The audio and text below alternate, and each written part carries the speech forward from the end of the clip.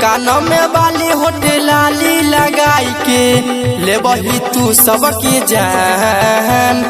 पुजिया छौरी हे गे लुलिया छौरी हे गे जुलिया छौरी हे गे सोनिया छौरी हे गे पुजिया छौरी हे गे लुलिया छौरी हे गे सोनिया छौरी हे गे लुलिया छौरी हे गे जुलिया छौरी।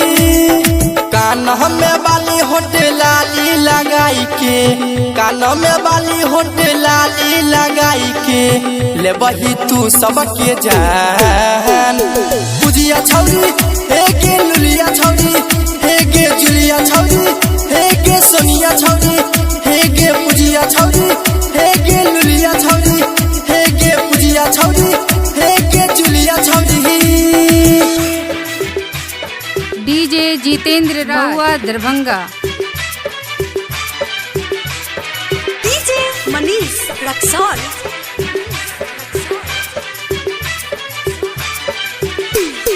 पुजिया छौरी प्रीतिया छौरी सोनिया छौरी हे गे जुलिया छौरी। गोरे गोरे गाल छौगे उम्र 16 साल छौगे देखै में छौरी जबरदस्त लागे छे। जोरा जोरा याम वाली रूप के गोदाम वाली छौरा सब कहै माल मस्त लागे छे।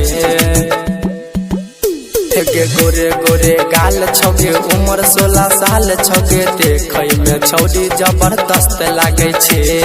जोरा जोरा याम वाली रूप के गोदाम वाली छौरा सब कहै माल मस्त लागे छे।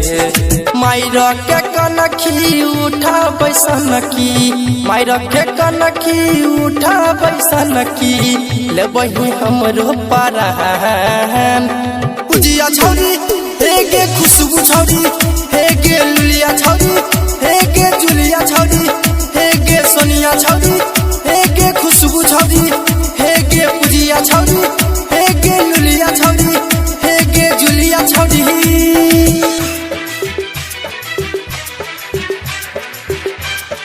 DS recording studio Darbhanga. DJ Manish Raxaul. DJ Jitendra Raj Mahua Darbhanga.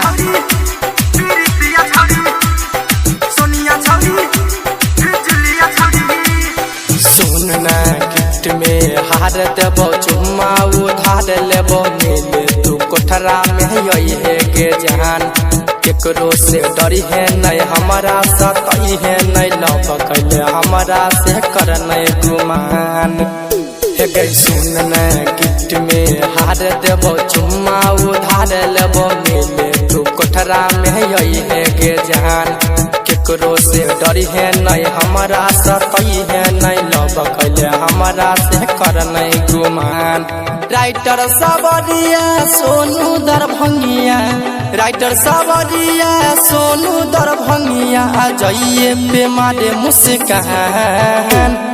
खुशबू छौरी हे गे जुलिया छौरी हे गे खुशबू छौरी हे गे लुलिया छौरी हे गे खुशबू छौरी हे गे लुलिया छौरी हे गे खुशबू छौरी हे गे जुलिया छौरी।